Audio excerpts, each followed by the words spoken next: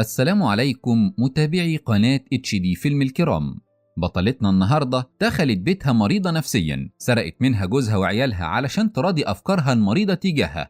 بدايتنا مع كلير وهي بتحضر الفطار بكل حب لأسرتها البسيطة المكونة من مايكل جوزها وإيما بنتها. في نفس الوقت ده سولومون وصل لبيتها ففضل يخبط على الباب كتير بس محدش سمعه، علشان كده دخل للجنينة. ساعتها كلير شافته فصرخت جامد بصوتها كله، لذلك مايكل نزل لها تحت بسرعة وطلع يشوف في ايه. فسولومون عرفه على نفسه انه العامل اللي جاي يعمل لهم سور بيتهم، بس عنده مشاكل بسيطة في عقله لانه من ذوي الإعاقة. رغم كده العيلة كلها حبوه فوافقوا يشغلوه عندهم في البيت علشان يركب لهم السور ويجدد لهم شكل البيت من بره كمان. تاني يوم كلير راحت عيادة الدكتور مات علشان تتابع معاه حملها الجديد، فالمساعدة بتاعته طلبت منها تغير هدومها وتلبس طقم المرضى علشان مات يفحصها. هنا مات دخل فكلير وضحت له انها بتعاني من مشاكل في التنفس لانها مريضة ربو، فمات طمنها انها طول ما هي ملتزمة على البخاخ مش هيحصل لها حاجة ولا هي ولا الجنين. بعدين طلب منها تنام على السرير علشان يفحصها، فكلير استغربت جامد لان دكتورها اللي تابعت معاه في حمل إيما ما عملهاش الفحص ده غير في نهاية حملها علشان يحدد الولادة، بس ما تأكد لها انه اجراء روتيني بيعمله مع كل مرضاه. بكده بدأ انه يفحصها او بمعنى ادق يتحرش بها جسديا تحت اطار الكشف عليها. فكلير اترعبت جامد منه لدرجة انها مشيت وسابت له العيادة كلها وهي بتاخد نفسها بالعافية بسبب الربو اللي عندها. بعدين جريت على جوزها تعيط له وهي بتحكي له اللي حصل لها، فمايكل صمم انهم يبلغوا عنه علشان تتسحب منه رخصته اللي بيستغلها في اعماله الشنيعة دي قبل ما يعمل كده في مرضى غيرها. فعلا بمجرد ما كلير رفعت دعوة ضده في 4 تانيين من مرضاه اتشجعوا ورفعوا دعوة هم كمان، وهم بيأكدوا انه عمل كده معاهم برضه. ده حط مات في موقف صعب جدا لانه سمعته وحياته اتدمرت حرفيا، لذلك قرر انه ينهيها ويحمي نفسه من المحاسبة القانونية فضرب نفسه بالنار جوه بيته. رغم كده اتصدر حكم ضده بمصادرة املاكه كلها بما فيهم بيته اللي عايش فيه مع بايتون مراته واللي حامل في طفله. بايتون لما سمعت الخبر ما قدرتش تتحمل فكرة موت جوزها وطردها من عش الزوجية بتاعها كمان، فوقعت من طولها على الارض، لذلك نقلوها على المستشفى بسرعة.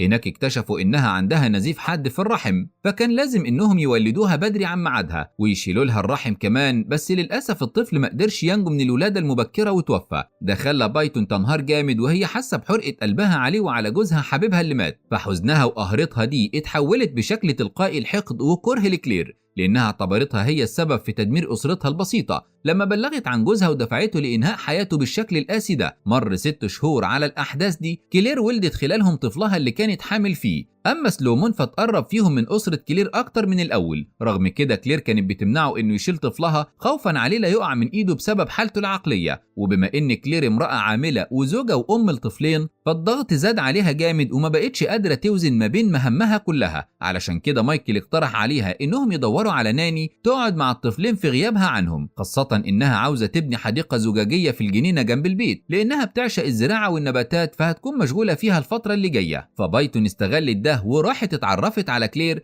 بصفتها ناني جاية تعمل معاها مقابلة علشان لو الدنيا تمام بينهم تتولى رعاية أطفالها في غيابها. وعلشان تكتسب تعاطفها حكت لها حكايتها بس زورت فيها شوية، فقالت لها إنها فقدت طفلها وجوزها في أسبوع واحد بس من كذا سنة فاتت، وقتها جالها نزيف وشالت الرحم، علشان كده اشتغلت ناني على أمل إنها تعوض حبها للأطفال وحاجتها للشعور بأمومتها من خلال رعايتهم كناني ليهم. فكلير اتأثرت جامد ووافقت إنها تشغلها عندها، خاصة إن إيما ومايكل استريحوا ليها يبقى ليه لأ. بكده بايتون لمت حاجاتها واتنقلت للعيش معاهم، فجابت أجراس موسيقية كهدية منها لكلير علشان يعلقوها على شباك أوضة البيبي. فكلير فرحت بيها جامد وشكرتها عليها. بالليل بايتون استغلت نوم الأسرة بالكامل وطلعت تتسحب بالراحة لحد ما وصلت لأوضة البيبي علشان ترضعه في الخباثة وتحس معاه بالمشاعر اللي اتحرمت منها مع ابنها. الأهم بقى إنها تعلق البيبي بيها. تاني يوم كلير كانت بتجهز علشان تخرج تتعشى بره مع جوزها، فبايتون استغلت ده وبوظت لها فستانها في الدرام من غير ما تاخد بالها علشان تجبرها إنها تلبس فستان تاني ما كانتش محضراه، بالتالي هتظهر بشكل مش شيك قدام مايكل. بس مايكل مهتمش بده ومدح جمالها قدام الكل. بعدين خدها علشان يروحوا يسهروا مع مارلين بنت خالته وجوزها بره، فبايتون سهرت طول الليل مع إيما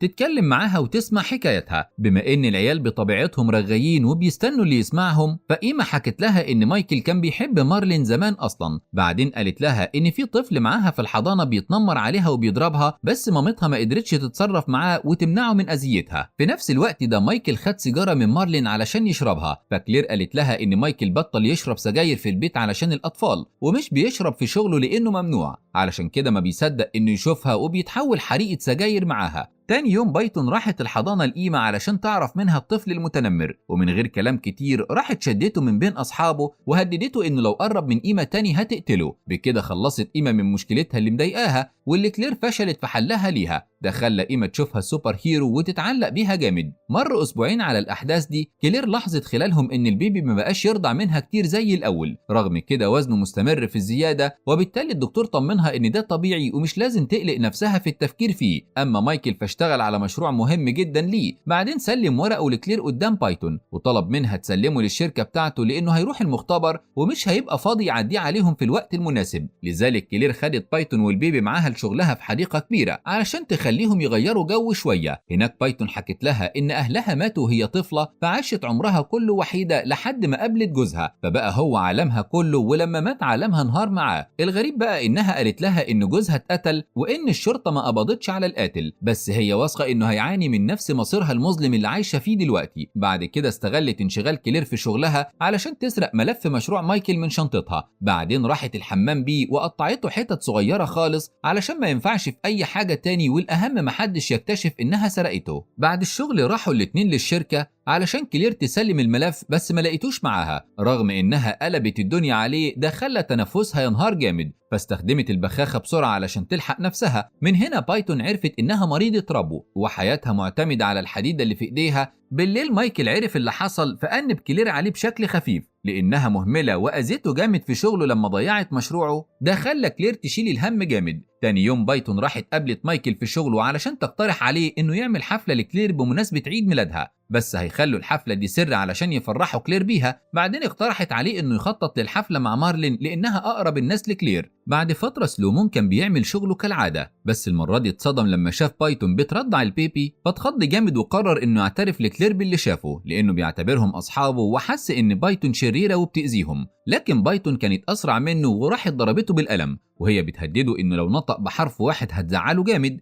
بعدين راحت تلعب في دماغ كلير من ناحيته، فقالت لها انها ما بتستريحش للمسات سلومون لإيما وبتحسها لمسات خبيثه هدفها شرير مش بريء زي ما بيظهر قدامهم. بس كلير ما اقتنعتش بكلامها لان سلومون غلبان، ده غير انه معاهم بقاله فتره كبيره وإيما بتحبه. لذلك بايتون خبت جزء من ملابس إيما جوه شنطه سلومون. بعدين راحت لكلير تمثل عليها دور البراءه، وقدرت تقنعها انها تفتح شنطته بحجه انها تجيب لها منها حجاره. فكلير اتصدمت لما لقت هدوم بنتها مستخبيه فيها، فضربت سلومون وهي منهاره من العياط، وهي مقتنعه انه اتحرش ببنتها علشان كده طردوه من البيت. بس ده ما كانش كافي بالنسبه لها، ففضلت تأنب في نفسها وهي مقتنعه انها ام وحشه لانها هي اللي دخلته بيتهم. بسبب غبائها تسببت في اذيه بنتها من غير ما تحس، والانيل انها ما قدرتش تحميها منه. على الجانب التاني بايتون استغلت زعل إيما على رحيل سلومون لانها كانت متعلقه بيه وبتحبه، ففضلت تشحنها على مامتها وتقول لها انها طردت سلومون ظلم لانها ما كانتش بتحبه. ده خلى إيما تكره مامتها وتحب بايتون وتتمنى انها تكون مامتها بدل كلير. بكده بايتون سرقت من كلير ابنها الصغير وبنتها الكبيره كمان، فما بقاش ناقص لها غير جوزها، وتبقى دمرت حياه كلير زي ما دمرتها وتحل هي مكانها في اسرتها. ساعتها هتعوض اللي خسرته بسببها. تاني يوم مارلين جت تزور كلير، وقتها بايتون شافت ولعتها الشخصيه في شنطتها فخدتها منها بسرعه من غير ما حد يحس. في الاثناء دي مارلين شافت الجرس متعلق على الشباك، فكلير عرفتها ان بايتون جابته. وقتها مارلين لاحظت تعلق البيبي ببايتون اكتر من كلير، فما استريحتش ليها وخدت موقف عدائي ضدها بشكل تلقائي. بالليل بايتون كانت عارفه ان مايكل سهران مع مارلين علشان يعملوا قايمه الناس اللي هيدعوهم لحفله كلير. بما انها سر يبقى كلير ما تعرفش عن وجودهم سوا دلوقتي، فاستغلت ده وقعدت تكلمها عن الحب الاول للواحد، وان الراجل مهما حب بيفضل يحن لحبه الاول. فكلير زي الهبله قالت لها بس مايكل بيحبني انا رغم اني مش حبه الاول. فبايتون ردت عليها بخبث وسالتها لو كانت مارلين هي حبه الاولاني لأنها حست إنه قريب منها من نظراته ليها. ده خلى نار الغيرة تشعلل في قلب كلير، وشيطانها فضل شغال طول الليل، خاصة لما مايكل رجع بعد ميعاد شغله بحبة حلوين وكانت هدومه مليانة بريحة السجاير، فاتأكدت إنه كان مع مارلين ومخبي عليها. الأنيل بقى إنها لقت ولعت مارلين في البنطلون بتاعه واللي بايتون حطتها فيه طبعا من وراها. بس بما إن الشك دخل قلب كلير خلاص، فما فكرتش كتير واتخانقت مع مايكل خناقة كبيرة. أمرته فيها إنه يطلقها لأنه راجل خاين بيبص على الستات، واتهمته بإنه بيخونها مع مارلين. والحظها الهباب ده كان نفس يوم الحفلة اللي عاملينها ليها، والحضور كلهم بما فيهم مارلين كانوا موجودين وسمعوا اللي قالته، وده كسر مارلين جامد، فمشيت وسابت المكان بسرعة. ده خلى كلير تحس إن بايتون هي أس الفساد في عيلتها، لأنها من يوم ما دخلت بينهم والمشاكل بقت نازلة فوق دماغهم، ده غير علاقتها بعيالها اللي اتوترت وباظت جامد. علشان كده طلبت من مايكل إنهم يطلعوا في رحلة عائلية سوا من غيرها. لحظها الهباب بايتون سمعتها وحست إنها هتتخلى عنها قريب قبل ما تنفذ خطتها وتحل محلها، لذلك راحت فتحت سقف الحديقة الصغيرة بتاعة كلير بالليل وثبتت الإيد بالجاروف بحيث إن اللي يفتح الباب يوقعه. ساعتها السقف الإزاز هيقع بسرعة فهيتكسر فوق دماغ اللي يدخل، وبما إنه مفيش حد غير كلير اللي بتدخل للمكان ده يبقى هي اللي هتموت فيها وهيتقال قضاء وقدر. تاني يوم مارلين كانت بتشوف عقود البيوت اللي معاها علشان تعرضهم للبيع، فحظها وقع على عقد بيت مات. ساعتها شافت الجرس وهو متعلق على شباك أوضة الطفل، فافتكرت إن هو نفسه اللي بايتون جابته لكلير هدية. علشان كده راحت تدور في الأخبار بسرعة لحد ما وصلت لصور دفنة مات. ساعتها شافت بايتون واقفة فيها بصفتها زوجته، فربطت الأحداث ببعضها. ده رعبها على كلير صاحبتها جامد، لذلك اتصلت بيها على موبايل البيت، بس بايتون قالت لها إنها في شغلها، فاتصلت بيها على شغلها برضه معرفتش توصل لها. علشان كده طلبت من اللي رد عليها إنه يبلغ كلير إنها عاوزاها ضروري. بعدين خدت بعضها وجريت على بيت كلير بسرعة. هناك بايتون استقبلتها كأنها هي صاحبة البيت. ده استفز مارتن جامد، فقالت لها إنها عارفة حقيقتها وإنها أرملة الدكتور مات اللي مات. فبايتون خافت جدا لا تكشفها، علشان كده كدبت عليها وقالت لها إن كلير في الجنينة بتاعتها. فمارلين جريت على هناك بمنتهى التهور، وبمجرد ما فتحت الباب السقف انهار فوق دماغها موتها في لحظتها. لذلك بايتون فضت كل البخاخات بتاعة كلير. بعدين خدت البيبي وخرجت تتمشى بيه حوالين البيت علشان لما كلير توصل وتشوف الجثة تموت مخنوقة وتبقى ضربت عصفورين بحجر واحد. في الأثناء دي كلير عرفت باتصال مارتن بيها وإنها مستنياها في البيت، فراحت لها على هناك بسرعة. ساعتها شافتها ميتة بين الزرع، فاتخضت جامد والحالة جت لها وبقت بتاخد نفسها بالعافية. علشان كده جريت تدور على البخاخ بتاعها وهي بتتصل بالإسعاف تيجي تلحقها، وبما ان البخاخ فاضي فاغمى عليها ووقعت على الارض وهي بتكلمهم. فالمستشفى بعتت لها عربيه بسرعه والمسعفين قدروا انهم ينقذوها قبل ما يجرى لها حاجه. رغم كده نقلوها للمستشفى علشان يطمنوا عليها. اما مارلين فالوقت ما كانش في صالحها واعلنوا وفاتها. كل ده حصل تحت مراقبه سولومون للبيت. بالليل بايتون حاولت انها تستغل غياب كلير عن البيت علشان تتقرب من مايكل، فمايكل صدر لها الوش الخشب وقال لها ان عينه ما بتشوفش غير مراته. بعد فتره كلير خرجت من المستشفى، وقتها اتفاجئت ببايتون لابسه اكسسوارات من بتاعتها. الانيل انها غيرت في ديكورات اوضه البيبي على مزاجها، فراحت لمكتب مارلين على امل انها تعرف ايه اللي خلاها تيجي بيتها بالسرعه دي. هناك شافت صور بيت مات ولاحظت وجود الجرس فيه، فراحت تشوف البيت على انها مشتريه ليه، بس ما لقيتش الجرس متعلق على الشباك. الانيل بقى انها اكتشفت ان ديكورات اوضه البيبي عندهم هي نفسها الديكورات اللي بايتون عملتها لطفلها. بعدين اتصدمت لما شافت جهاز شفاط الحليب موجود بين العاب البيبي، فجمعت الخيوط ببعضها وفهمت ان بايتون تبقى ارمله مات ودخلت بيتها علشان تسرق منها اسرتها. لذلك راحت ضربتها جامد علشان تنتقم منها على تدميرها لاستقرار اسرتها. بعدين طردتها من بيتها. رغم كده مايكل ما اطمنش ليها، فبلغ الشرطه عنها ووعدوه انهم هيبعتوا له عربيه بسرعه، بس بايتون كانت اسرع منهم فوصلت للبيت ودخلته من غير ما حد يحس. كبدايه ضربت مايكل على راسه لحد ما وقع من على السلم، ده تسبب في فقدانه للوعي وكسر رجلين الاتنين كمان، بالتالي ما قدرش يحمي عيلته منها. بعدين راحت ضربت كلير هي كمان لحد ما فقدت الوعي، فاستغلت الوضع علشان تروح تاخد إيما والبيبي وتمشي بيهم، وهي بتقول لإيما إنها هتبقى مامتها الجديدة. فإيما خافت منها جامد، خاصة إنها سمعت صراخ مامتها وهي بتضربها. علشان كده خدت أخوها وجريت على السطح بسرعة، فبايتون جريت وراها على فوق. ساعتها اتفاجئت بوجود سولومون معاها، واللي بمجرد ما شافها طلع إيما بره بعيد عنها. بعدين مسك البيبي من بين ايديها علشان يحميه منها. في نفس الوقت ده كلير فاقت من غيبوبتها،